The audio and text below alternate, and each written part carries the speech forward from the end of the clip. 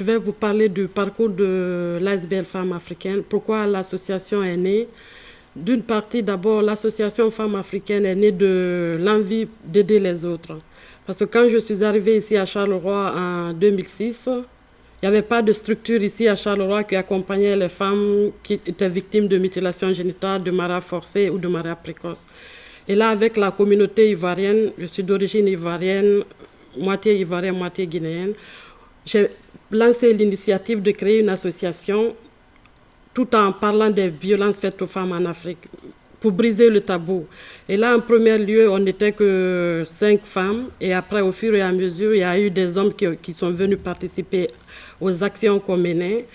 Et là, il y a l'ignorance aussi qui fait que les gens pratiquent les mutilations génitales en Afrique. Donc, on a voulu vraiment les initier ces femmes qui sont pas lettrées, qui sont vraiment précarisées dans tous les domaines pour parler des mutilations génitales.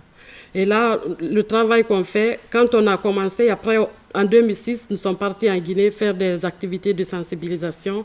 Nous avons pu sensibiliser quand même 15 exciseuses qui ont arrêté de pratiquer l'excision. Mais par contre, on devait créer des coopératives pour elles, pour qu'elles aient une source de revenus pour pouvoir subvenir aux besoins de la famille. Et là, c'est en ce moment qu'on a eu l'idée de classifier les gens qui sont les exciseuses, parce qu'il y a les modernes et puis celles qui le font par la tradition. Donc là, vraiment, c'était vraiment quelque chose de très, très difficile pour pouvoir les aborder.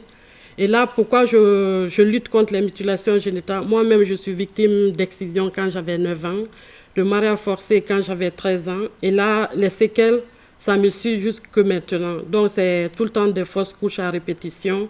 Et pourquoi j'ai la force même de parler aujourd'hui? Parce que j'ai eu encore une autre expérience au mois de juin. Le 14 juin aussi, j'ai fait une fausse couche à 4 mois de grossesse. Et toutes ces conséquences sont liées à l'excision que j'ai subie quand j'étais petite. Donc là, je pense que Fabienne va nous expliquer les conséquences qui sont directes ou qui sont indirectes, qui sont liées à l'excision. Et là, c'est vraiment difficile aujourd'hui pour moi de parler de mon parcours parce que je ne me suis pas bien encore rétablie. Vu que ça vient juste de se passer il y a quelques mois, j'aurais vraiment du mal à parler de moi aujourd'hui. Donc, je vais laisser Fabienne nous parler de la problématique aujourd'hui.